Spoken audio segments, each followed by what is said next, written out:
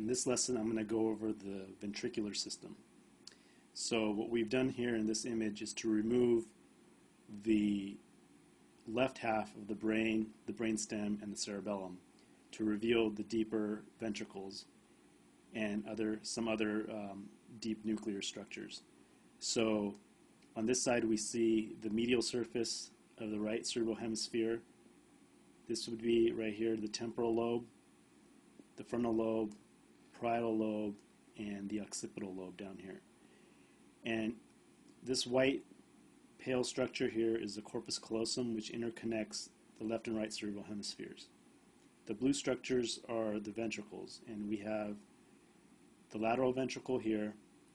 This would be the lateral ventricle of the left cerebral hemisphere, which connects to the third ventricle via the interventricular foramen of Monro here.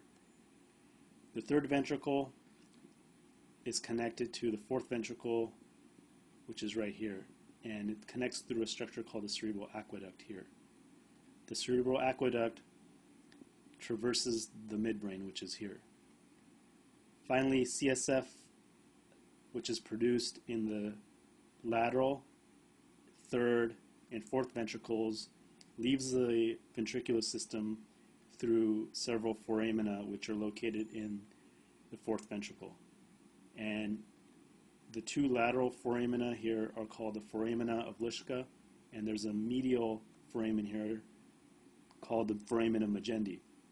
So CSF is produced in the ventricular system, and it exits through these three foramina here to be reabsorbed into the superior sagittal sinus, which we don't see in this cut.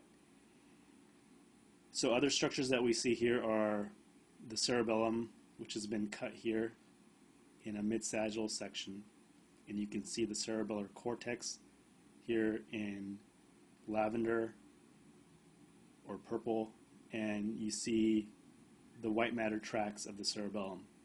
This here is the pons, and this is the medulla. As said before, this is the midbrain.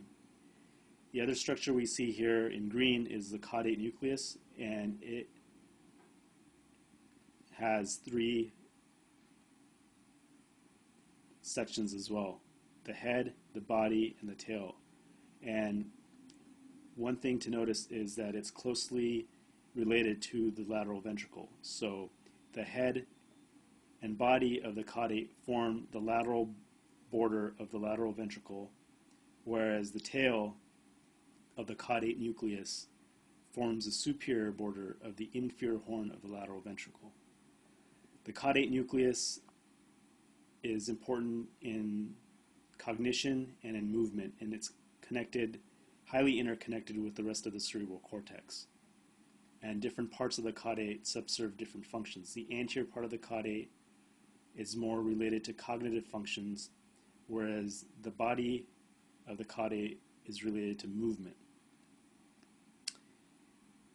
It's a little bit more complicated than that, but that's a good summary. So other things to notice are this large gap here in the third ventricle. That gap is where the massa intermedia of the thalamus connects the left and right halves of the thalamus. So the third ventricle is bordered by the thalamus, and you don't see it here because the thalamus has been removed. So the left thalamus would be sitting right here, and then there's a gray matter portion which connects it to the other half of the thalamus on the right side, which you can't see here either because it's deep to all these structures. Also, this part of the third ventricle here that I'm outlining right now is bordered by the hypothalamus, and it dips down here into this little stalk, and this is where it's dipping down into the stalk of the pituitary. So the pituitary has been removed also, but it would be hanging off right here. So you can see that the ventricles are lined by various brain structures, and it's important to know their boundaries.